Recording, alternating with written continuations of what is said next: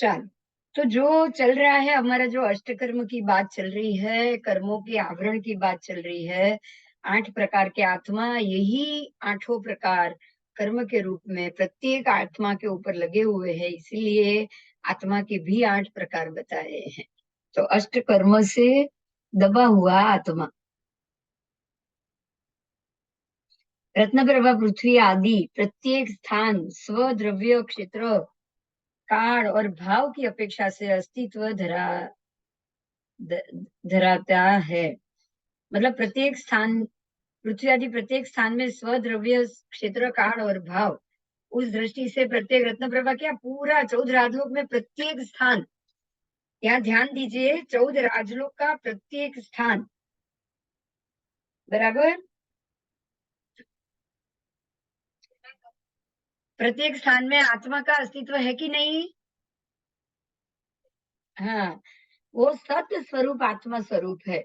मतलब ये जो सत स्वरूप है वो आत्म स्वरूप, क्योंकि प्रत्येक स्थान में आत्मा मौजूद है, परंतु वो पर द्रव्य, क्षेत्र, काल और भाव की अपेक्षा से सत स्वरूप नहीं है, असत स्वरूप, अनामन स्वरूप है। इस तरह सत असत दोनों पदार्थ का सहभावी गुण धर्म होने से कोई भी पदार्थ क्या कथनचित सत और कथनचित असत होता है, और जब दोनों की विवक्षा एक साथ में किया जाए तो उसका कथन करना शक्य नहीं है। मतलब अगर आप द्रव्यात्मा और सिद्धात्मा, देखिए द्रव्यात्मा का अर्थ है आत्मा का द्रव्य स्वरूप, तो द्रव्यात्मा हो गया संसार का आत्मा, और सिद्धात्मा हो गया बिना कर्म के लेपे हुए। देखिए द्रव्य आने से ही ऊपर लगे हुई चीज प्रतिपादित होती है कि नहीं, बोलो?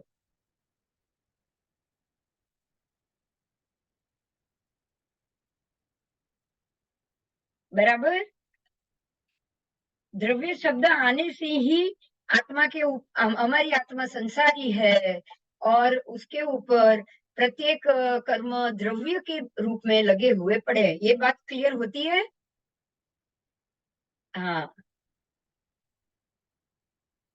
तो इस प्रकार से इसमें द्रव्यात्मा 8 आत्मा को हमने जाना। जो निरंतर अन्य पर्यायों को प्राप्त करता रहता है वो है द्रव्यात्मा, बराबर।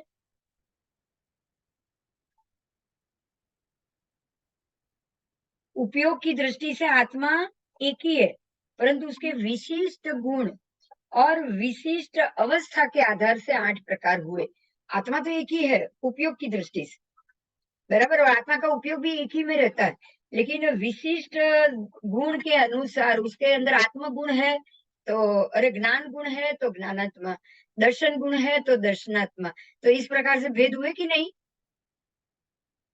उपयोग गुण है तो उपयोगात्मा, बराबर, कषाय अंदर पड़े हैं तो कषाय आत्मा,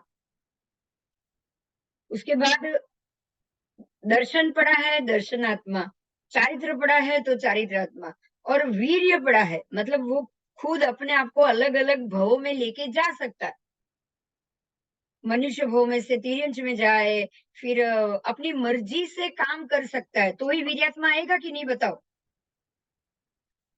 आप अपनी मर्जी से कार्य कर सकते हो तो वीर्यात्मा। अगर जाति भवे जीव है, वो अपनी मर्जी से कुछ कर सकता है? सोचो, कुछ नहीं कर पाएगा। और जो निगोद के जीव है वो भी अपनी मर्जी से कुछ नहीं कर पाते, इसलिए उनको हम जाति भव्य, जो नित्य निगोदी है उसकी बात है, वो भी अपनी मर्जी से कुछ नहीं कर सकते। जो निगोद से बाहर आ रहे हैं वो तो अपनी मर्जी से ही बाहर आए, बराबर। हाँ, उन्होंने कुछ तो पॉजिटिव किया, सहन करते गए, शांत से सहन करते गए, शांत होके सहन करते गए। आप एक बार समझना, चाहे एकेंद्रिय हो, चाहे सूक्ष्म आत्मा हो, जैसे निगोद के एक गोले में अनंत आत्मा बैठे हैं, ऐसे ही अनंत आत्मा एक साथ एक जगह पे बैठे हो, लेकिन अंदर उनके मन में भाव और अभाव की उत्पत्ति तो होगी ही होगी। होगी कि नहीं, बोलो? होगी, उसको दुख होगा तो उसको अभाव उत्पन्न होगा ही होगा, तकलीफ होगी ही होगी, और उसके अंदर रोष या क्रोध आएगा ही आएगा, चाहे उसको बताने का रास्ता नहीं पता। हम बोलिए, आपने कही ना, अकड़ा है, એ લોકો અકળાય, અકળાવાના ને અકળાવાના. समझायू?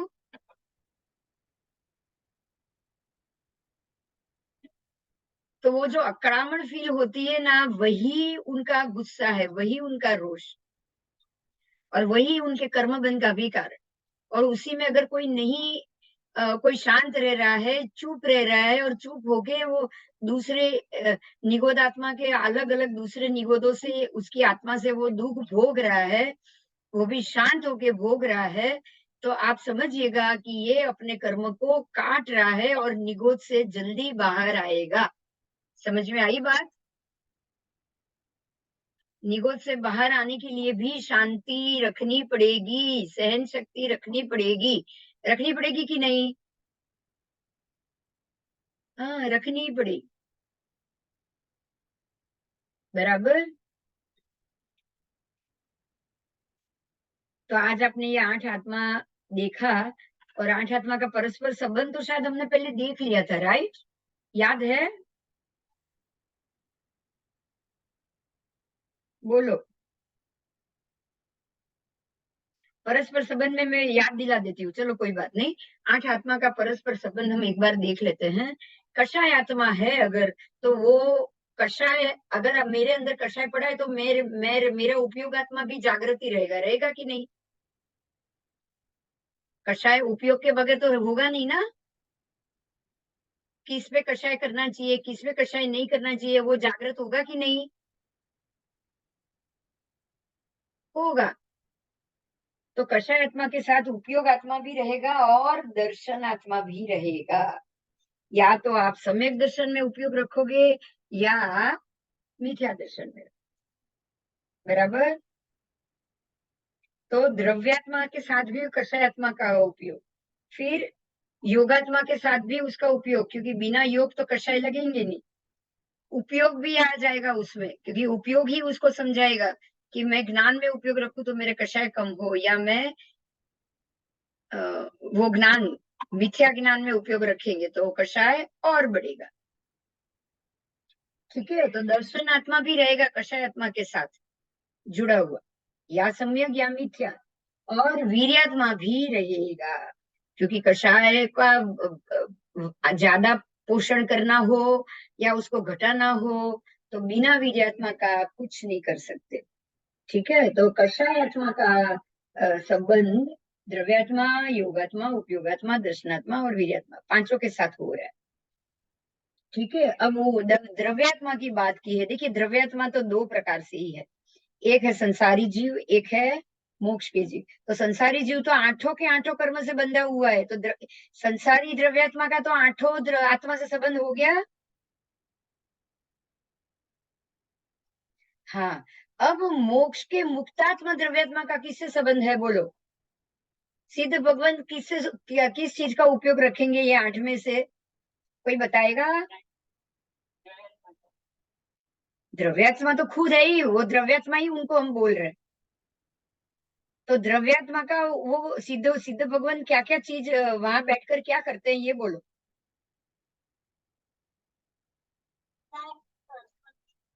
हाँ.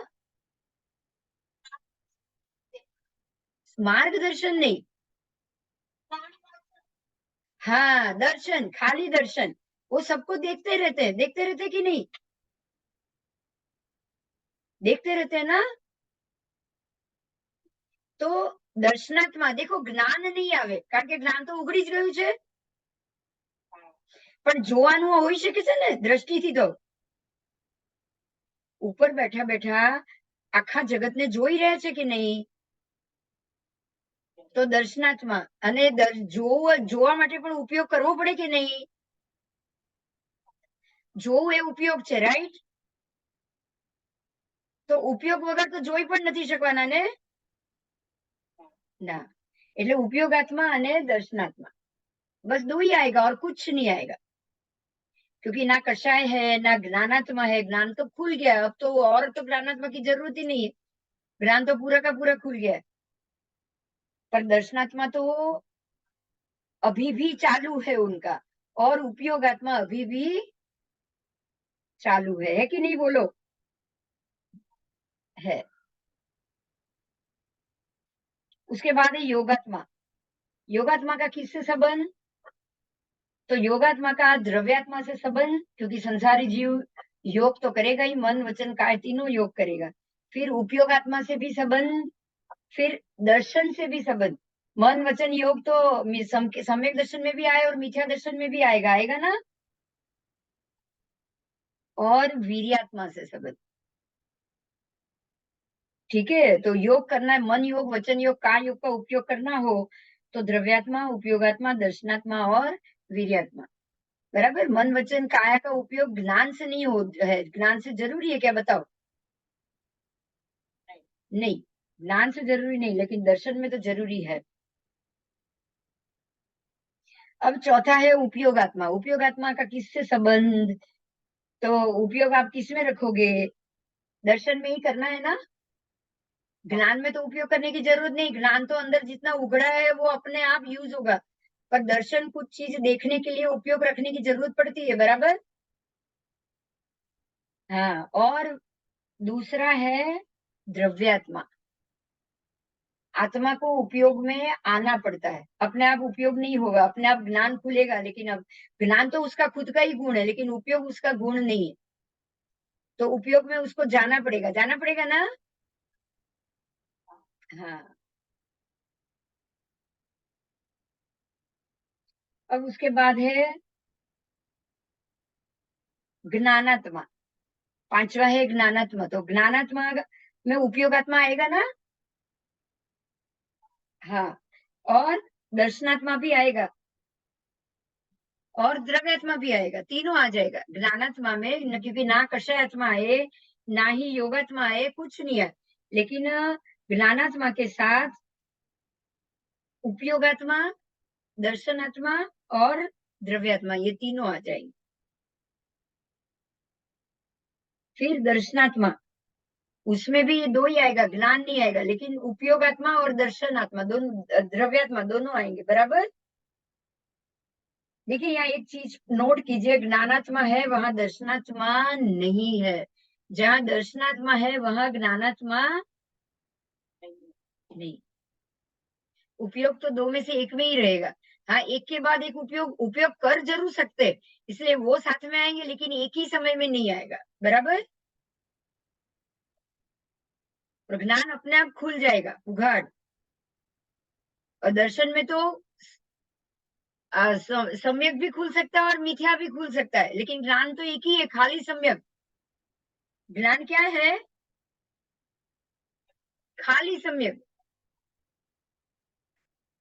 दर्शन में ऐसा नहीं है कि खाली सम्यक, ऐसा नहीं है, दर्शन में मिथ्या दर्शन भी है। अब चारित्रात्मा, चारित्रात्मा वीर्यांतराय आ गया, तो वो उसमें द्रव्यात्मा भी आएगा, द्रव्यात्मा ही वीर्यांतराय करेगा। उपयोगात्मा भी आ गया, क्योंकि उपयोग करने से ही वीर्यांतराय होता है। फिर ज्ञानात्मा भी आ गया, दर्शनात्मा भी आ गया और वीर्यात्मा भी आ गया चारित्रात्मा में। और अंतिम है वीर्यात्मा। तो वीर्यात्मा में द्रव्यात्मा, उपयोगात्मा और दर्शनात्मा तीन ही आएंगे। हाँ, શું? જ્ઞાન, મિથ્યા જ્ઞાન ને જ્ઞાન કીધું જ નથી, એને અજ્ઞાન જ કીધું છે। મિથ્યા જ્ઞાન એ જ્ઞાન જ નથી, એમ બહુ સિમ્પલ ભાષામાં કહી દીધું છે ભગવાને। સમજાયું? એ બિલકુલ અબૂધ જ્ઞાન છે। અમૂઢ કહેવાય, જેને એમ કે મૂળ કહીએ ને, આપણે મૂળ અને અમૂઢ બે શબ્દ નામ આપી દીધા ને, એ મૂઢાવસ્થા છે। તમારું અજ્ઞાન એ બધું જ મૂઢાવસ્થા। એટલે જ્ઞાન એક જ છે, સિમ્પલ, ખાલી સમ્યક, બસ। એટલે જ્ઞાની એને જ કહેવાય જે સમ્યક જ્ઞાની છે, પેલાને જ્ઞાની કહેવાતું જ નથી, બરાબર। હા, અજ્ઞાની થઈ ગયું, બસ।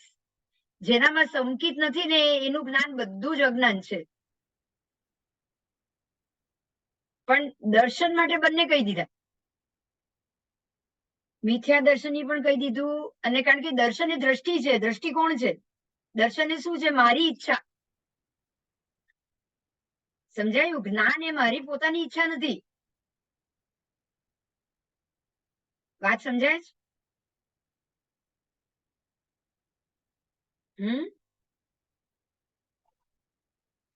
દર્શન એ મારી પોતાની મારી મરજી, મારે નથી માનવું. ચલો, મારી મરજી, મારે નથી માનવું કે દેવલોક છે કે સ્વર્ગ છે, તો એ મારી મરજી થઈ. બરાબર?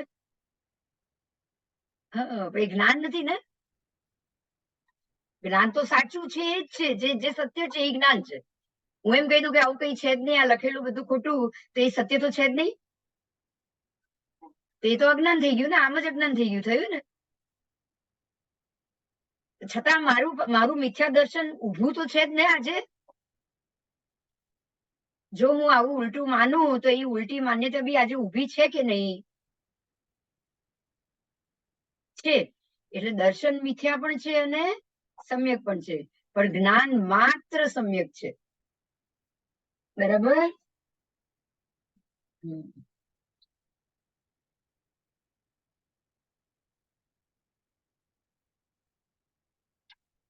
સિદ્ધ ભગવંતમાં 4 આત્મા હોય. કેટલા હોય?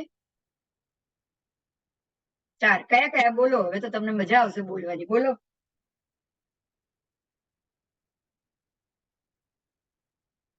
સિદ્ધ ભગવાન શું શું કરે છે ત્યાં બેઠા બેઠા? જુએ છે એટલે ઉપયોગાત્મા. આ દ્રવ્યાત્મા, દર્શનાત્મા અને નહીં, વીર્યાત્મા તો એને ખોલવાનું હોય, એને વીર્યાત્માની જરૂર. જેનું ખુલી ગયું છે એને નહીં.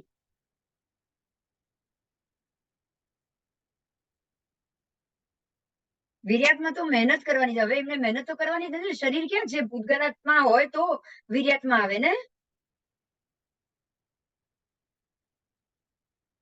તો બીજી કઈ વસ્તુ, હજી ચોથી કઈ વસ્તુ છે જે એ લોકોમાં સંપૂર્ણપણે ભરેલું છે? જ્ઞાનાત્મા. પરફેક્ટ.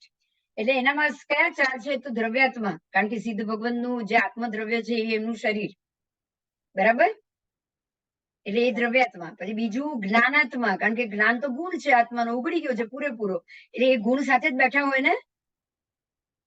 એટલે જ્ઞાન દર્શન તો બે ના ગુણ જ છે, એટલે એ બે તો હોય જ. જ્ઞાન અને દર્શન બંને સિદ્ધ ભગવાનના ગુણ છે. અને છેલ્લો હવે શું? તો કે ઉપયોગ. એ ઉપયોગ તો કરે જ છે, ત્યાંથી જુએ જ છે, આપણને બધાને જુએ છે. બરાબર? હા, એટલે દ્રવ્યાત્મા, જ્ઞાનાત્મા, દર્શનાત્મા ને ઉપયોગાત્મા. એટલે સિદ્ધ ભગવાન પાસે આ 4 વસ્તુ છે. સિદ્ધ ભગવાન ત્યાંથી બેઠા બેઠા બધાને ઉપયોગાત્માથી જ્ઞાન અને દર્શનનો બંનેનો ઉપયોગ મૂકીને જુએ છે. જુએ છે કે નહીં? બોલો. હા, એ બધું જ જુએ છે.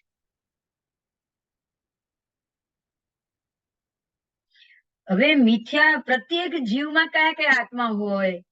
પ્રત્યેક જીવમાં. ચલો, પ્રત્યેક જીવમાં.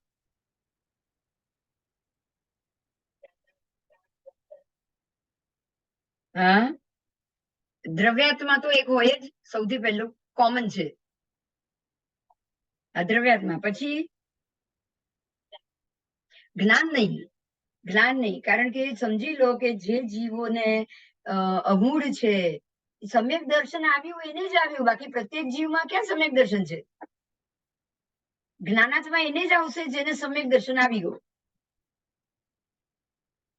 આ યાદ રાખજો, બહુ ઇમ્પોર્ટન્ટ મુદ્દો છે. પ્રત્યેક જીવને તો સમ્યક જ્ઞાન આવ્યું નથી, રાઈટ? તો સમ્યક જ્ઞાન વગર જ્ઞાનાત્મા ઉઘડવાનો નથી. અંદર પડ્યો હોય એ જરૂરી નથી. તમે એને કેટલી વસ્તુઓનો એ ઉપયોગ કરે છે, હે? અને પ્રત્યેક જીવ આવે એટલે તમારે સૌથી પહેલા તો જેના 8 કર્મ બંધ છે એની જ વાત કરવાની. કોની વાત કરવાની?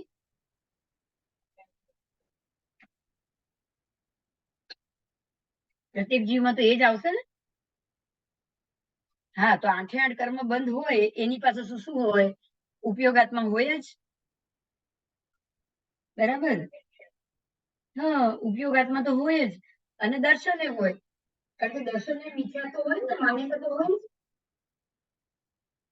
હવે 8 બંધ છે ને વીર્યાત્મા તો રહેવાનો નથી,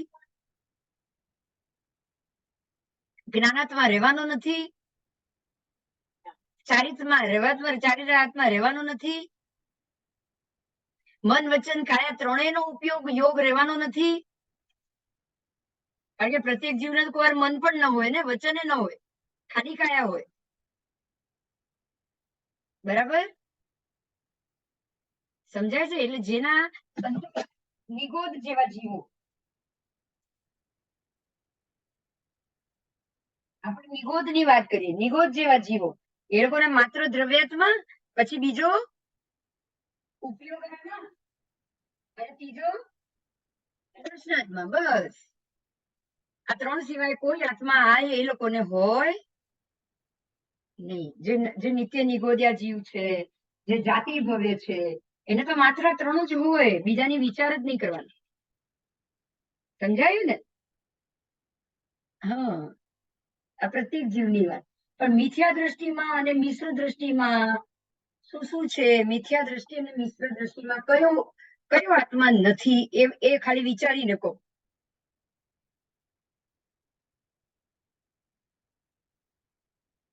મિથ્યા દ્રષ્ટિમાં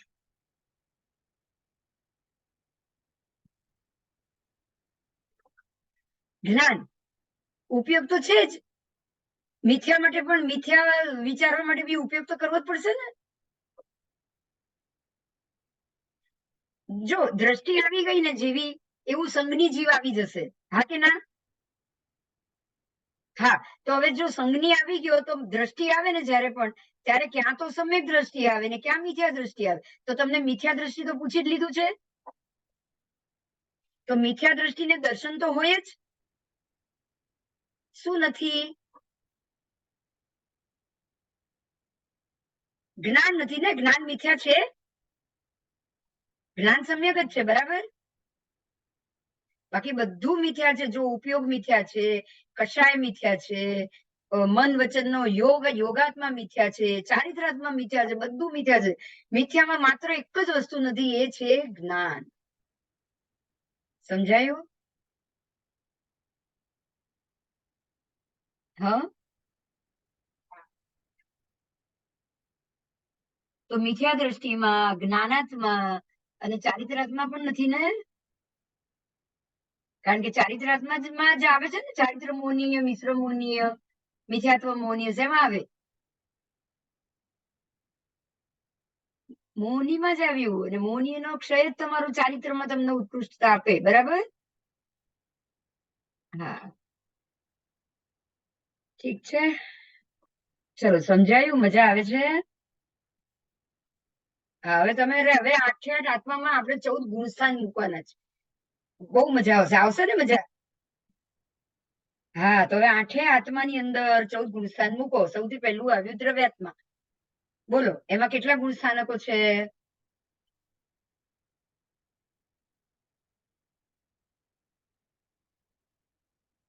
દ્રવ્યાત્મા એટલે કયા જીવ? હા, તો એમાં કેટલા ગુણસ્થાન? 14 હે ને? અયોગી કેવડી જાય ને મોક્ષે. એટલે એમાં 14 સર્વ ગુણસ્થાન. કયા? સર્વ ગુણસ્થાન. અને કષાય આત્મા, હવે બીજું છે કષાય આત્મા. એમાં કેટલા આવશે? કેટલા સુધી પહોંચે કષાય આત્મા વાળો? કષાય એટલે શું? પહેલા એમ વિચારો. જો અનંતાનુબંધી કષાય, પ્રત્યાખ્યાની, અપ્રત્યાખ્યાની, સંજલ. તો અનંતાનુ ના ઉદય વાળો કેટલા ગુણસ્થાન સુધી પહોંચે છે? ક્યાંથી પડે છે? અનંતાનુ ઉદય એને પાડે છે, રાઈટ? તો ક્યાંથી પાડે છે?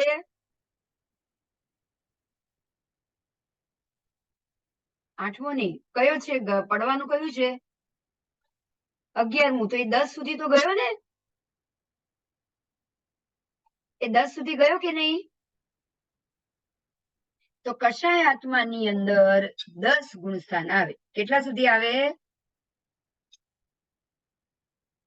10 ગુણસ્થાન સુધી કષાય આત્મા જઈ શકે. અનંતાનુ નો ઉદય અંદર પડ્યો હોય તો પણ એ 10મા ગુણસ્થાન સુધી તો ચોક્કસ જોડશે. હવે આવો એના પછી યોગાત્મા. યોગાત્મા માટે કેટલા ગુણસ્થાન છે? મન યોગ, વચન યોગ, કાય યોગ. કેટલા ગુણસ્થાન સુધી ચાલે? યસ, 13મા. સહયોગી છે ને? 13માનું નામ જ સહયોગી છે, રાઈટ? તો યોગાત્મા 13મા ગુણસ્થાન સુધી. હવે ઉપયોગાત્મા ગુણસ્થાન ક્યાં સુધી ચાલે? કેટલા આવે ઉપયોગાત્મામાં?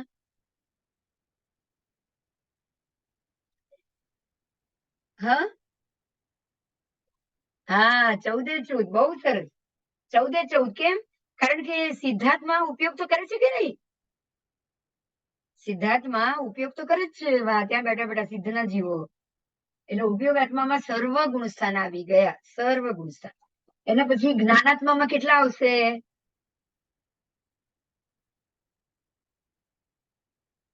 જ્ઞાનાત્મા એટલે તમારા આ ગુણસ્થાન આવે જેની અંદર જ્ઞાન છે, સમ્યક જ્ઞાન છે. તો સમ્યક જ્ઞાની જીવ કેટલા ગુણસ્થાન સુધી જઈ શકે?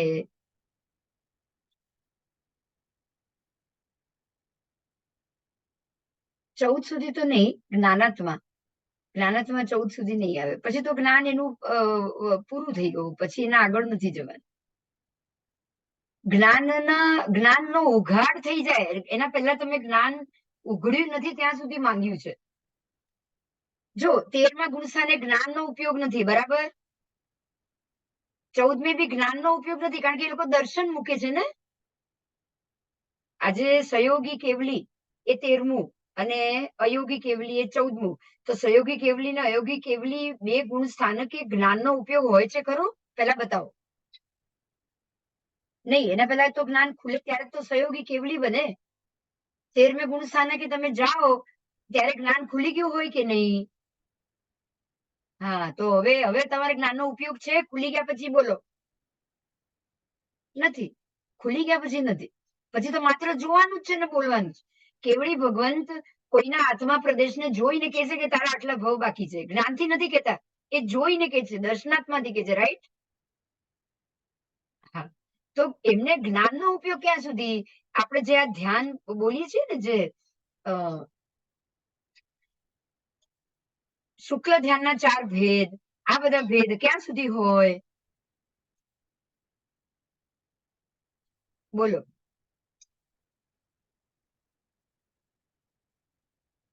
જ્યાં સુધી તમને કેવળ જ્ઞાન આવે છે ત્યાં સુધી, રાઈટ?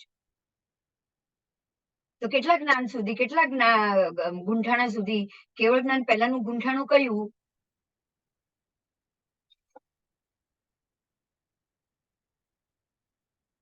કેવળીના કેટલા ગુણ સ્થાનક એ બોલો, ચાલ.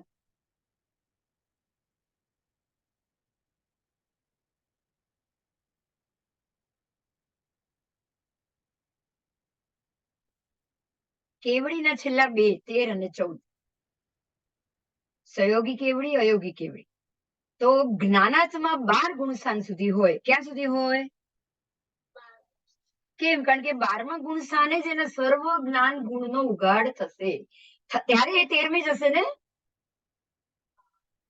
સમજાય છે? ત્યાં સુધી તો એનો ઉપયોગ ચાલુ જ છે જ્ઞાનમાં પણ. અહીંયા સુધી હજી પણ એને સંપૂર્ણ કેવળ જ્ઞાન થયું નથી. તો કેવળ જ્ઞાન થઈ ગયું એટલે જ્ઞાન ઉઘડી ગયો. હવે એને જ્ઞાનાત્માનો ઉપયોગ નહીં આવે. જ્ઞાનનો ઉપયોગ માત્ર આપણે આપણા માટે કરવાનો છે, બીજા માટે નહીં. આ યાદ રહે છે? જ્ઞાનનો ઉપયોગ માત્ર આપણે આપણા માટે કરવાનો છે. તો જ્ઞાનાત્માનો ઉપયોગ એ જીવ, કેવળ જ્ઞાની જીવ કેવળ જ્ઞાન પામે એના પહેલાના ગુંઠાણ સુધી તો હોય જ કે નહીં? તો સૂક્ષ્મ સંપ્રાય કયું ગુંઠાણું છે? 12મું. કયું છે? 11મું ઉપશમ અને 12મું છે સૂક્ષ્મ સંપ્રાય. હવે એના બધા જ સંપ્રાયો સૂક્ષ્મ થઈ ચુક્યા છે, બધા કષાય એના ક્ષીણ થઈ ચુક્યા છે. ત્યારે એનું જ્ઞાન ઉઘડશે, બરાબર? એટલે જ્ઞાન હજી ઉઘડ્યું નથી, કેવળ જ્ઞાન થયું નથી. એ 12મું ગુંઠાણું, બરાબર? પછી તો જ્ઞાનાત્મ રહેવાનું જ નથી. અચ્છા, પહેલે ને ત્રીજે પણ છે જ્ઞાન? પહેલામાં જ્ઞાન છે? નથી. મિથ્યા જ્ઞાન એ જ્ઞાન નથી. એટલે પહેલામાં પણ નથી અને બીજામાં પણ નથી, રાઈટ? બીજામાં નહીં, ત્રીજામાં. બીજું તો મિશ્ર છે, પણ ત્રીજું સાસ્વાદન. એમાં થોડુંક છે, ત્રીજામાં તો બિલકુલ નથી, રાઈટ? મિશ્રમાં તો બંને છે એટલે કહેવાય જ નહીં ને. હા, બરાબર. એટલે બીજામાં થોડા પૂરતો સમય એ પણ કહેવાય ન કહેવાય બરાબર, પણ ચોથા થી લઈને 12મા સુધી ચોક્કસ જ્ઞાનાત્મા છે. સમજાયું?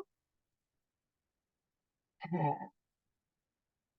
અને હવે છે દર્શનાત્મા. દર્શનાત્મા ક્યાં સુધી? બધા સુધી, બરાબર, પરફેક્ટ. 14મા ગુણસ્થાન સુધી. કારણ કે સિદ્ધના જીવો દર્શન તો મૂકે જ છે.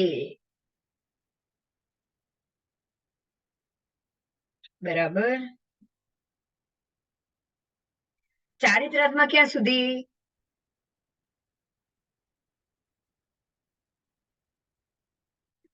ચારિત્ર એટલે શું?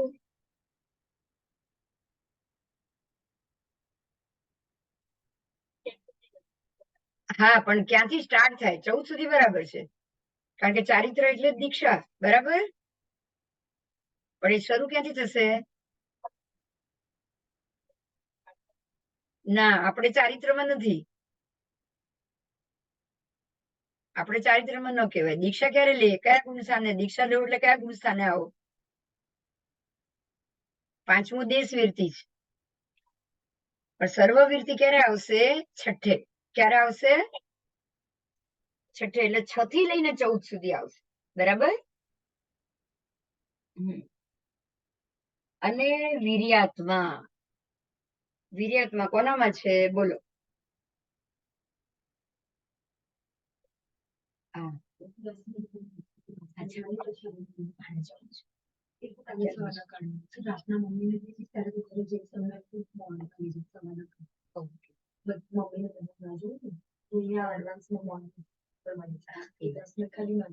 જા, તું છે, તું છે. હા, તું છે. પછી બધાનું જયારે જવાનું છે ત્યારે હું ને પપ્પા જઈશું. અચ્છા, આજે રાતે. તો પછી હું આવી જઈશ સાથે. તો એ વખતે જઈને આવી જઈશ.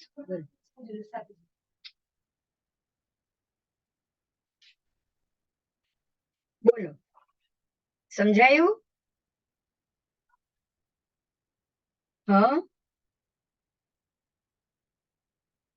સંઘની પંચેન્દ્રિય.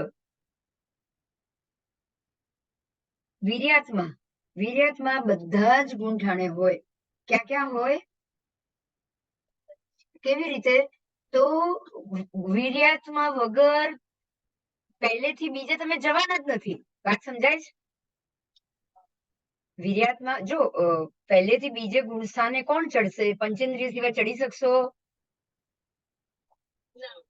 હા, કારણ કે મિથ્યાત્વમાંથી તમે સમ્યક દર્શનમાં કોણ આવી શકે? પંચેન્દ્રિય જ આવે ને, જીવ. બાકી એકેન્દ્રિય બેન્દ્રિય તો આવવાના જ નથી, બરાબર. બરાબર. એટલે જેવા તમે સમ્યક દર્શન આવી ગયું ને, પહેલા ગુણ સ્થાનથી તમે બહાર નીકળી ગયા. પહેલા ગુણ સ્થાને જ બધા જ તિર્યંચો, એકેન્દ્રિય, વનસ્પતિકાય, નિગોદના બધા જીવો પહેલે ગુણ ઠાણે છે. પણ આટલા બધા જીવોમાંથી બહાર કોણ નીકળી શક્યું? પંચેન્દ્રિય સંઘની, જેને સમ્યક દર્શન એક વર્ષ સ્પર્શે એ બહાર આવશે. એટલે મિથ્યાથી બધા ત્યાં. વીર્યાંતરાય તો વીર્ય ફોરવે એ જ બહાર નીકળ્યું ને. તો વીર્ય ફોરવના બધા ગુંઠાણે આવ્યા કે નહીં? આવે. હવે ત્યાં બેઠા બેઠા સિદ્ધાર્થમાં બી ઉપયોગ કેવી રીતે રાખશે? વીર્યાત્મા વગર ઉપયોગ આવી શકે ખરો? વીર્યાત્માનો મતલબ શું? કે તમે એક આ કાર્ય માટે તમે તમારી શક્તિઓ વાપરી, બરાબર. તો એમને ત્યાંથી ઉપયોગ મૂકવા માટે પણ વીર્ય વાપરવું પડશે કે નહીં? તો વીર્યાત્માનો ઉપયોગ સર્વ ગુંઠાણે આવી ગયો. 14 ગુંઠાણે. હું સિદ્ધાત્માની વાત નથી કરી રહી, 14 ગુંઠાણાની વાત કરી રહી છું. સમજો, તમે 14મું ગુણ સ્થાનક આવ્યું એટલે સર્વ સિદ્ધાત્મામાં બી આવી ગયું એવું નહીં માનવાનું. સમજાયું? કારણ કે સર્વ ગુંઠાણે સહયોગી કેવલી ને અયોગી કેવલી. અયોગી કેવલી પણ કેવલી સિદ્ધ નથી બોલ્યું. વાત સમજાય છે? હા, એટલે 14મે ગુણ સ્થાને વર્તા કેવલીમાં તો ખરું કે નહીં વીર્ય? કારણ કે 5 રસ્વાક્ષર સુધીનું શરીર બનાવશે કેવી રીતે? એ લોકો સમુદ્ગાત કેવી રીતે કરશે? વીર્ય વગર કઈ ના થાય. એટલે વીર્યાત્મા 14 ગુણ સ્થાને હોય. કારણ કે પહેલે ગુંઠાણો વાળું વીર્યાંતરાય વગર તો બહાર નીકળવાનો જ નથી. હા, સમજાઈ ગયું? મજા આવી ને? બોલો. હા, હવે બોલો, આપણો આત્મા કેવો છે? જ્ઞાન સ્વરૂપ કે અજ્ઞાન સ્વરૂપ? કેવી રીતે? આત્મા જ્ઞાન સ્વરૂપ જ છે, કારણ કે જ્ઞાન એ જ આત્માનો સ્વભાવ છે. બરાબર? જ્ઞાન એ જ આત્માનો સ્વભાવ છે. જે મારો સ્વભાવ એ હું કે બીજું? એ જ હું. બરાબર? એટલે મારાથી ભિન્ન તો નહીં ને, મારા આત્માથી ભિન્ન જ્ઞાન તો નહીં ને એમ. ના. બરાબર? હા. પૃથ્વી કાયિક જીવોનો આત્મા અજ્ઞાન સ્વરૂપ છે. પૃથ્વી કાયિક જીવોનો આત્મા કેવો? અજ્ઞાન સ્વરૂપ. એ અવશ્ય પૃથ્વી કાયિક જીવોનો આત્મા અવશ્ય અજ્ઞાન સ્વરૂપ. કેમ? કારણ કે પૃથ્વી કાયિક જીવની અંદર જ્ઞાન એનું સમ્યક દર્શન નથી, એટલે જ્ઞાન નથી. બરાબર છે? અને એનું અજ્ઞાન જ આવું છે, આત્મ સ્વરૂપ છે. હવે તમને અહીંયા આગળ જો બે ઇન્દ્રિય થી લઈને વૈમાનિક સુધીના જીવોનું કથન પણ નારકીની જીવોની જેમ જ જાણવું.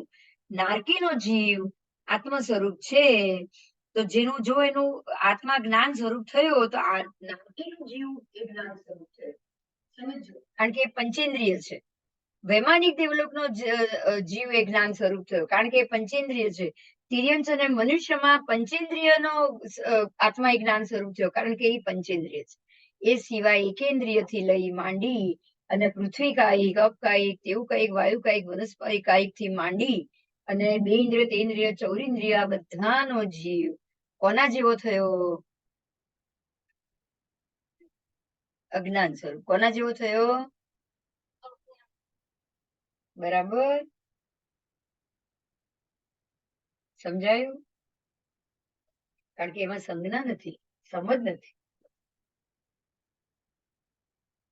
અને એટલે જ સમ્યક દર્શન આવેલો જીવ ક્યારે બી પૃથ્વી કાયથી લઈને 4 ઇન્દ્રિય સુધી જતો નથી. કોઈ દિવસ નહીં જાય, સમજી લેજો. કારણ કે એના જ્ઞાન ગુણ ખુલી ગયો છે હવે. બરાબર? હવે પાછો અજ્ઞાનની સ્થિતિમાં નહીં જાય.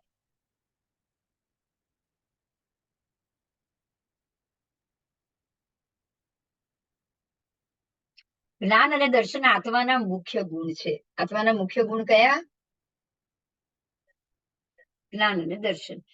તો ગુણ અને ગુણી પરસ્પર અભિન્ન હોય છે. ગુણ અને ગુણી પરસ્પરથી અભિન્ન હોય કે નહીં? બોલો. જુદા હોય કે એક જ હોય?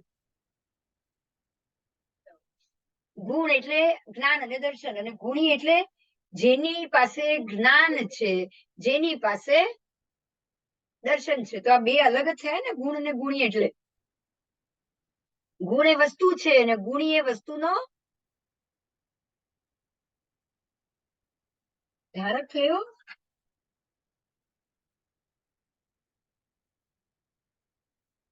બોલો.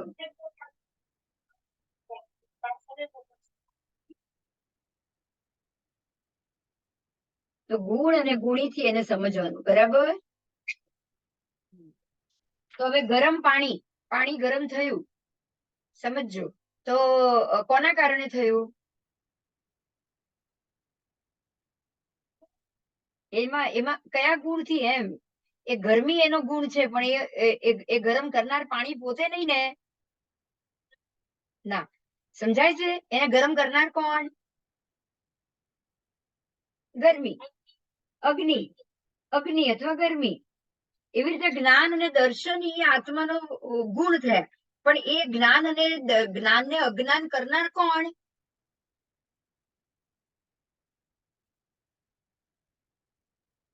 જ્ઞાન, જ્ઞાન જ ગુણ છે ભાઈ. એને અજ્ઞાન કોણ કરે છે? જ્ઞાન પોતે જ એને અજ્ઞાન કરશે? ના રે ભાઈ, જ્ઞાન પોતે પોતાને કીધે અજ્ઞાન કરી શકે, એ તો એનો સ્વભાવ છે જ્ઞાન તો. કોણ કરે? આત્મા. કોણ કરે? મારા જ્ઞાન ને અજ્ઞાન કોણ કરશે? હું કરીશ કે તમે કરશો? આત્મા કરશે, પણ મારો જ આત્મા, તમારો નહીં. સમજાય છે? વાત સમજાય છે? જ્ઞાન અને દર્શન એક ગુણ છે, પણ એનો ઉપયોગ કોણ કરે છે? આત્મા. હવે એ ઉપયોગ ઉપર આધારિત છે ને, કે તમે આ જ્ઞાનને જ્ઞાન રાખો કે અજ્ઞાન રાખો. સમજાયું?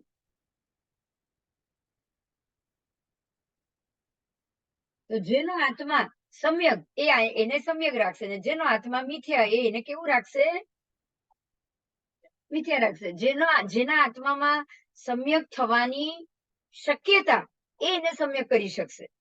અને જે આત્મામાં આપણે નિર્બળતા છે, આત્મા પોતે જ વીર્યથી નિર્બળ છે, તો એ પોતાના જ્ઞાન અને દર્શનને બદલી શકશે ખરો? એ બદલી શકશે? બોલો. એ નહીં બદલી શકે. એટલે આત્મરૂપ અને સદરૂપ થવું, આત્માનું સદરૂપ હોવું ને અસદરૂપ હોવું, એ બહુ મોટી વાત છે. સમજાય છે? વાત સમજાઈ ગઈ?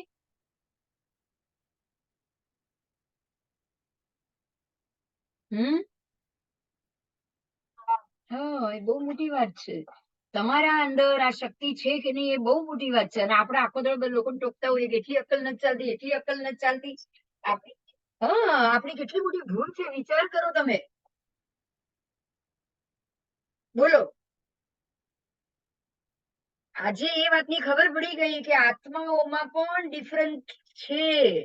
કોઈક આત્મામાં શક્તિ છે, કોઈક આત્મા નિર્વીર્ય છે, નિર્ભીજ છે, કોઈક બીજ એવા છે કે જેમાંથી વૃક્ષ ઉગવાના જ નથી ક્યારે. તો એને શક્તિશાળી કહેવાય કે અશક્તિશાળી કહેવાય? એવી જ રીતે કોઈક આત્મામાં જ્ઞાન જાગૃત થવાનું છે, ને કોઈક આત્મા પોતાના જ્ઞાનને જાગૃત કરી જ નથી શકવાનું. અને આપણે એવું બોલાય આપણાથી કે ભાઈ આને અક્કલ જ નથી, એનામાં એને આવડત જ નથી, એને ખબર નહીં ક્યારે અક્કલ આવશે, એવું આપણાથી બોલાય? બોલો. બોલાય? હવે કહો. અત્યાર સુધી તો આપણે ઘણું બોલી ગયા. આવું તો હું પોતે બહુ બોલી ગઈ, એટલી નથી સમજ પડતી એમ. બોલો. ત્યારે આવી ખબર નહીં આટલી બધી. સાચું કે ખોટું? બોલો.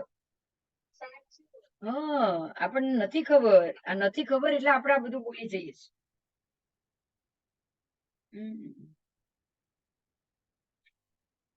હા, બોલો. હવે એવી રીતે હવે રત્નપ્રભા, શર્કરા પ્રભા, એ બધાની વાત કરી.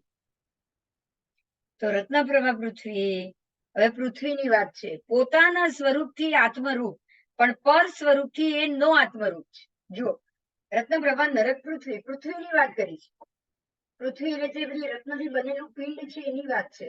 એ પોતાના સ્વરૂપથી કેવી છે? આત્મરૂપ. પણ પર સ્વરૂપથી કેવી છે? નો આત્મરૂપ. અને પોતાના ને પર બંને સ્વરૂપથી કેવી છે? સદ અને અસદ બંને છે કે નહીં? હા, તો સદ અસદ ઉભય રૂપ હો ગઈ. ઉભય રૂપ હો ગઈ. તો પોતાના સ્વરૂપથી કેવી છે? આત્મ સ્વરૂપ. પોતાના સ્વરૂપથી. હવે પોતાના સ્વરૂપથી ને આત્મ સ્વરૂપ કેમ કીધી? કારણ કે પૃથ્વી પોતે કયા જીવોથી બનેલી છે? રત્ન, એકેન્દ્રિય રત્ન કાયથી બનેલી છે ને? એટલે એકેન્દ્રિય વગર તો પૃથ્વી બનવાની નથી. એટલે પોતાના સ્વરૂપથી તો એ આત્મરૂપ થઈ કે નહીં?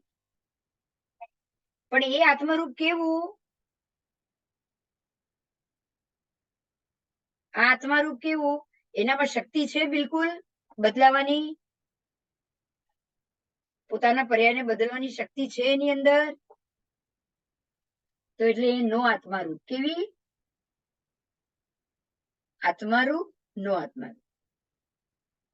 સમજાયું? એવી જ રીતે દેવલોકના વિમાનો, એ પણ કેવા? આત્મારૂપ અને સ્વધર્મ દેવલોક. એ પણ કવંચિત આત્મારૂપ છે, કવંચિત નો આત્મારૂપ છે. અને કવંચિત એટલે કે ક્યારેક અસદ અસદ બંને હોવાથી અવક્તવ્ય છે. એનું કઈ બોલવાનું નહીં, એનું એમ જ રહેવાનું. સમજાવ છે વાત? કારણ કે એનો ક્યારે નાશ થવાનો નથી. અને એ એવો જીવ છે કે જે ક્યારે પોતાના જીવમાંથી બહાર નીકળીને બીજું સ્વરૂપ લેવાનો નથી. એટલે લેવાનો જ નથી, એટલે નો આત્મારૂપ પણ થઈ ગયો કે નહીં? આત્મારૂપ પણ કહેવાય, કારણ કે છે તો પૃથ્વી કાય રત્ન.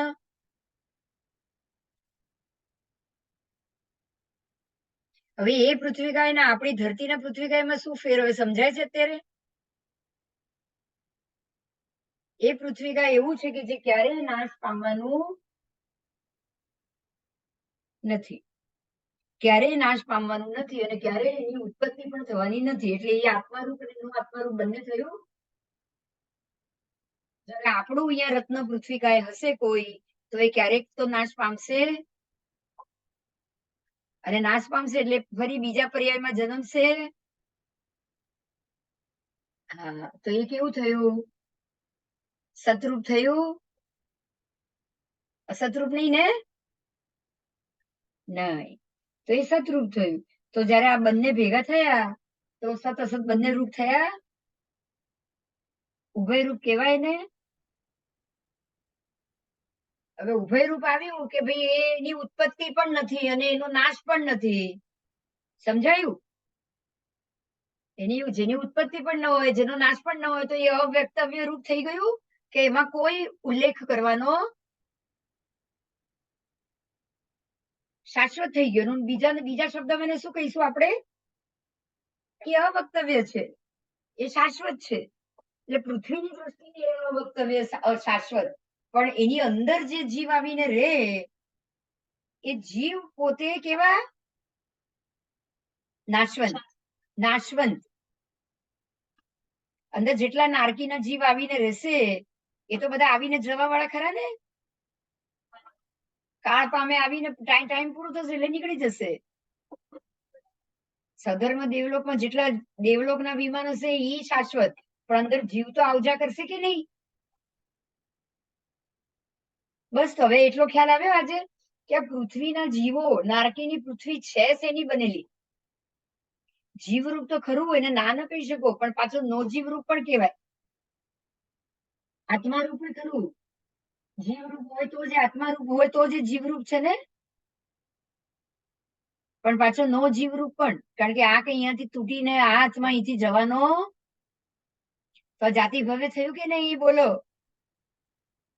આત્મા ક્યારે અહીંથી જવાનો ન હોય, મતલબ એની જાતિ બદલવાનો નથી, તો જાતિ ભવ્ય થયો.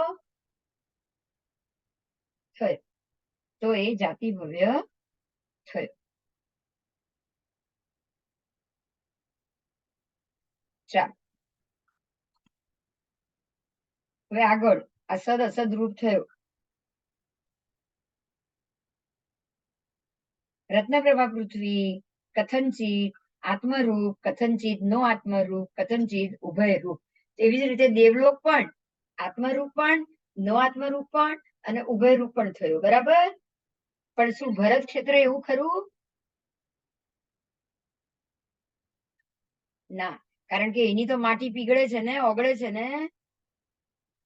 હા, પાંચ ભરત પાંચ એરાવત સિવાયના બાકીના બધા ક્ષેત્રો કાયમી છે.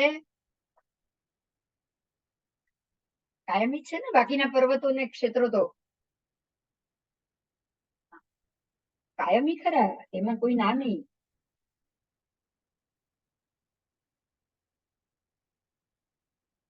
ચાલો સમજાઈ ગયું? અચ્યુત દેવલોક સુધી એવું છે. નવગ્રહ નું વિમાન પણ સતરૂપ છે. ઈશદ પ્રાગભારા પૃથ્વી પણ એવું જ, અનુત્તર વિમાન સુધી બધું જ એવું. નરક થી લઈને ઉપરના દેવલોકના વિમાન સુધી બધું જ સતરૂપ અસતરૂપ બંને. બરાબર? એટલે એના ત્રણ ભેદ થયા. એક આત્મરૂપ, બીજું અનાત્મરૂપ અને ત્રીજું અવક્તવ્ય. બરાબર? આત્મરૂપ તો છે જ, કારણ કે એમાં બધા આત્મા તો છે જ, જીવાત્મા તો છે જ. પણ નો આત્મારૂપ પણ છે, કારણ કે એ ક્યારે બી અહીંયાથી બીજી જગ્યાએ જવાના નથી, હંમેશા અહીંયા જ રહેવાના છીએ આત્મા. અને એટલે જ એ સત અસત બંને થઈ ગયું. બરાબર.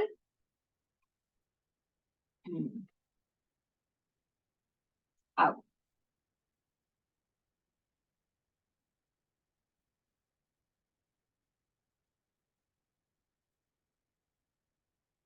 कोई पण वस्तु सद्रव्य क्षेत्र काल અને भाव की अपेक्षा से शत्रु भी होती है, और उस वस्तु पर द्रव्य क्षेत्र काल और भाव की अपेक्षा से असतरूप होती है. तो दोनों विवक्षा एक साथ करिए तो ही वो वस्तु अवक्तव्य होगी, नहीं तो नहीं. बराबर. એક પુસ્તક હોય તો દ્રવ્યથી, ક્ષેત્રથી, કાળથી, ભાવથી અપેક્ષા એ અસ્તિત્વ ધરાવે છે, એટલે સત સ્વરૂપ થયું. બરાબર. પરંતુ એ જ પુસ્તક બાકીના તમામ પદાર્થોની અપેક્ષા અસત છે કે નહીં? કાગળ નાશ પામશે કે નહીં? પામશે. ચોપડી ફાટશે, કીડા પડશે, બધું જ થશે, ખવાશે. तो ये कोई पण पर पदार्थ की अपेक्षा से असत रूप हो गया, मगर अंदर जो लिखा है वो ज्ञान सतरूप हुआ कि नहीं हुआ? तो सत और असत दोनों धर्म एक साथ में रहते हैं. बराबर. शब्द की प्रवृत्ति क्रमिक होती है, कारण यही है. तो जो अंदर ज्ञान है वो अवक्तव्य है, लेकिन जो ज्ञान जिस पर लिखा है द्रव्य वो तो नहीं है ना. बोलो. वो नहीं है.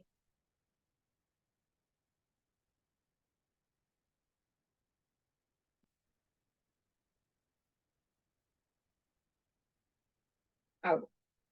परमाणु पूतगल बराबर इसी तरह से, देखिए ध्यान से सुनिए. परमाणु पूतगल, देखिए वो पुस्तक की बात की, उसी ऊपर जाना है. कागज है, आप कहोगे कि ये इसका अस्तित्व ज्यादा नहीं है, वो खत्म होगा, खराब होगा, सड़ेगा, सब कुछ होगा, लेकिन सड़ेगा, चूरा चूरा हो जाएगा, पर जो परमाणु इकट्ठी होकर वो बना है वो परमाणु चूरा नहीं होगा. समझ में आ रही है बात? हम्म. हाँ. तो वो जो द्रव्य है, पुद्गल द्रव्य, इकट्ठा होके पूरा एक पेज बना है, जब भी ये जल जाएगा तो वो द्रव्य कहाँ जाएगा? परमाणु बनके अपने अपने परमाणु में वो हमेशा के लिए रहेगा. वो कभी नाशवंत है? बताओ. पुद्गल परमाणु नाशवंत नहीं है, जिससे वो पेपर बना है.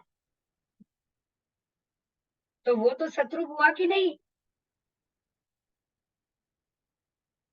और जो पेपर बना था वो असत रूप था. ये बुक बनी है वो असत रूप है, लेकिन जो छोटा सा परमाणु है वो तो शत्रुप है कि नहीं है? ऐसे ही आपको ये देवलोकों में समझना है. पर देवलोक में जो विमान है वो भी ऐसे छोटे छोटे परमाणु पुद्गल से एकत्रित होकर ही बना है ना.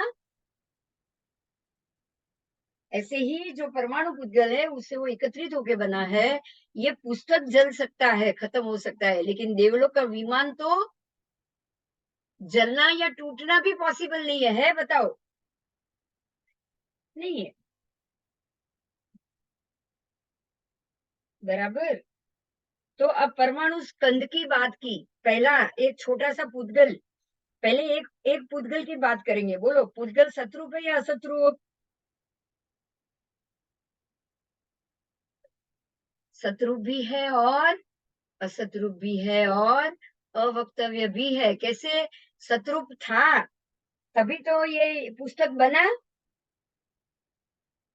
और असतरूप था इसलिए ये पुस्तक जलकर खत्म हो गया, तो सारे परमाणु बिखर गए. हाँ. तो शत्रुप असतरूप दोनों हुआ कि नहीं? वो हुआ. ठीक है. तो शत्रुप भी है, असतरूप भी है, और उभय रूप भी हो गया ना, दोनों आ गया. तो आत्मा रूप दोनों हुआ कि नहीं? तो जो अजीव द्रव्य से जो बनता है वो भी ऐसे ही बनता है, अजीव द्रव्य ऐसे ऐसे इकट्ठा होके उद्गल फिर स्कंद देश प्रदेश इकट्ठे हो जाएंगे ऐसे, तो कोई चीज वस्तु बनेगी कि नहीं बोलो? बनेगी बनेगी, और उसके अंदर जीव जाके रहेंगे, तो जीव तो वहां से निकल जाएंगे पर वस्तु खत्म नहीं होगी, बराबर। हाँ, क्योंकि वो कथनचित आत्मस्वरूप भी और कथनचित नो आत्मरूप भी है। कभी कभी वो अवक्तव्य है, वो आत्मरूप है, कभी नो आत्मरूप है, बराबर। हम्म। अगर नाश भी हो गया तो पुद्गल परमाणु बन जाएंगे, और इकट्ठा भी हो गया तो वापस कण देश प्रदेश बन जाएंगे, बराबर। इसीलिए ये पुद्गल को दोनों कहा गया है, आत्मरूप भी और दो आत्मरूप भी, बराबर।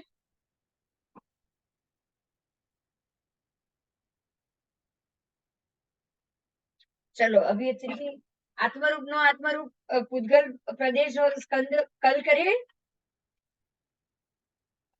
हाँ, क्योंकि ऐसे तो हो जाएगा, मैं 10 मिनट ले लूं, हो जाएगा खत्म। चलेगा 10 मिनट? हाँ चाले तो फिर। हाँ हाँ हाँ, P low P low P low P low, पानी पीना।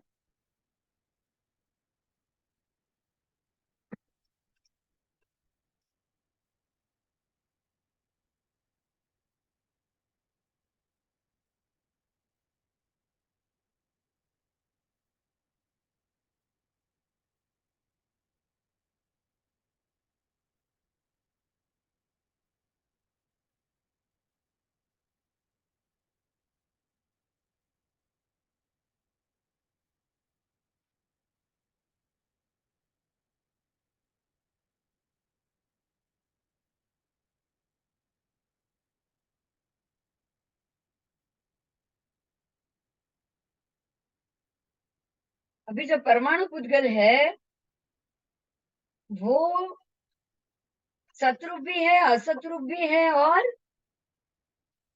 आत्मरूप भी है, और नो आत्मरूप भी है, और अवक्तव्य भी है, क्योंकि ना इसका खत्म होना है और ना ही ये बिखर जाएगा, ना ही ये उत्पन्न होगा और ना ही ये खत्म होगा। तो अब एक परमाणु की बात हुई, अब स्कंद की बात की है। द्विपदीय प्रदेशी स्कंद, अगर दो परमाणु इकट्ठे हो जाते हैं और एक स्कंद बन जाता है तो उसका क्या जवाब है? तो वो भी कथनचित आत्मरूप है, कथनचित नो आत्मा, क्योंकि एक अगर जैसा होगा वैसे ही दो भी होगा। ये असद रूप होने, सत सत असत दोनों होने से ये अवक्तव्य है, बराबर। आत्मरूप नो आत्मरूप दोनों है, इसलिए ये अवक्तव्य है। आओ, द्विप्रदेशी स्कंद स्वस्वरूप की अपेक्षा से आत्मरूप और पर स्वरूप की अपेक्षा से नो आत्मरूप। वो स्वस्वरूप वो कभी खत्म नहीं होने वाला, इसीलिए वो आत्मरूप हो गया। और पर की मतलब दो इकट्ठे हो गए तो दोनों को अलग करना भी पॉसिबल हुआ कि नहीं? दोनों इकट्ठे को आप अलग कर पाए हो, इसीलिए उसको क्या कहेंगे?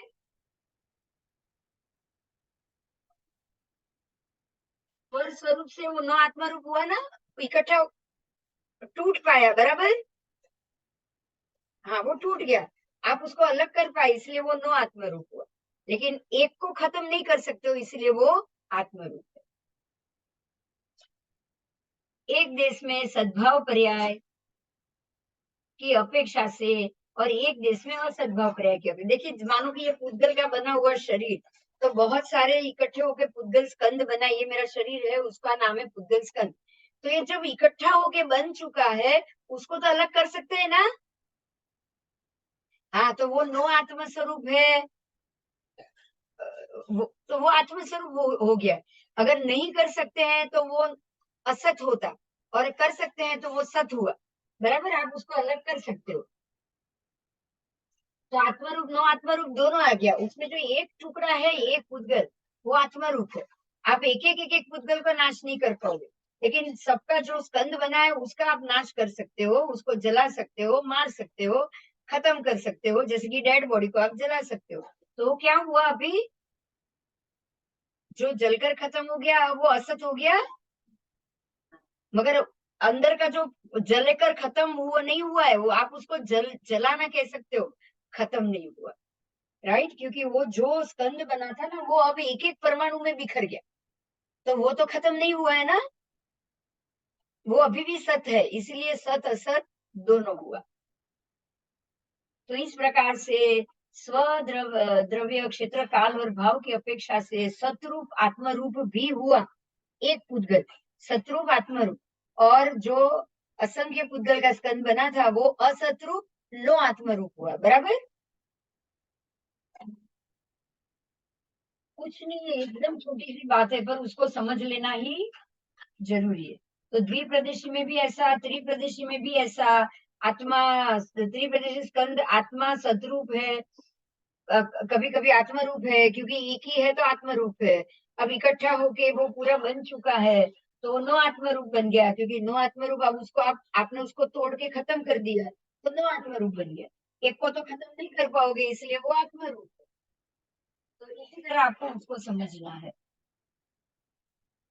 त्रिप्रदेशी स्कंद में भी ऐसे उसके 13 भांगे आएंगे, 13 भांगे। मैं भांगा बोल रही हूँ, तो कभी आत्मरूप है वो एक भांगा, नो आत्मरूप है वो दूसरा भांगा, आत्मरूप नो आत्मरूप दोनों उभय रूप है वो तीसरा भांगा, आत्मरूप और नो आत्मरूप, आत्मरूप और नो आत्मरूप दोनों है चौथा भांगा, एक आत्मरूप और अनेक आत्मरूप है वो पांचवा भांगा, अनेक आत्मरूप और एक आत्मरूप है वो छठा भांगा। फिर सातवां है एक आत्मा, एक अनात्मा, एक आत्मा, ऐसे तीन उभय रूप हो गए, वो छठा भांगा। फिर एक आत्मा, अनेक आत्मा और अनात्मा, ये आपका हुआ आठवां। नौवां भंगा है अनेक आत्मा, एक आत्मा, वो भी नौवा। फिर 10वां है नो आत्मा और एक आत्मा। 11वां है एक नो आत्मा, अनेक आत्मा। 12वां है नो आत्मा, एक आत्मा। और 13वां है मात्र एक आत्मा। तो ऐसे आप उसके 13 तरीके से उसको जान सकते हैं त्रिप्रदेशी स्कंद का। मगर समझना इजी है, सबसे इजी वही है कि अगर एक पुद्गल है, एक ही परमाणु है, तो वो आत्मरूप हुआ, क्योंकि वो कभी भी खत्म नहीं होने वाला। और द्विप्रदेशी त्रिप्रदेशी करके अनंत प्रदेशी स्कंद है, तो वो नो आत्म रूप है, क्योंकि वो खत्म हो जाएगा, बराबर। इसलिए ये आत्मरूप नो आत्मरूप दोनों आ गया। उसमें चतुप्रदेशी स्कंद में भी 19 भांगे हैं, बराबर। त्रिप्रदेशी में 13 थे, चतुप्रदेशी में 19 भांगे हैं, ठीक है। हाँ,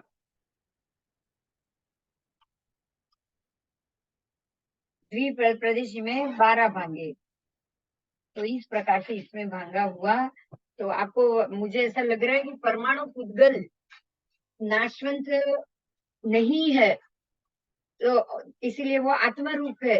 और पुद्गल स्कंद नाशवंत है, बिखर सकता है, इसीलिए वो नो आत्मा रूप है। समझ में આવી ગયું? ચાલો, તો આજનો આ ટોપિક અહીંયા પૂરો થયો। શતક પણ તમારો 12મું શતક પૂરું થયું। હવે આવતીકાલથી 13મું શતક આવશે, જે પ્રમાણે અનુકૂળતા હશે એ પ્રમાણે ક્લાસ લઈશ। હું લઈશ તો હું લખી દઈશ કલાક પહેલા, બરાબર। કાલે તો હજુ લેવાશે, પણ કાલે કદાચ કંઈક એક આવી ગયું છે, એક જણનું સ્મશાન જવાનું છે, કાલે આવી ગયું છે, એટલે કદાચ કાલે લેવાય કે નહીં ખબર નથી।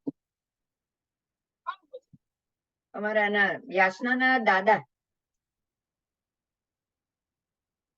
નાના, સોરી, દાદા નહીં, નાના ગુજરી ગયા। તું ઓળખતી હશે, આપણે આ સુભદ્રા બેન નહીં, જેની 7 દીકરીઓ।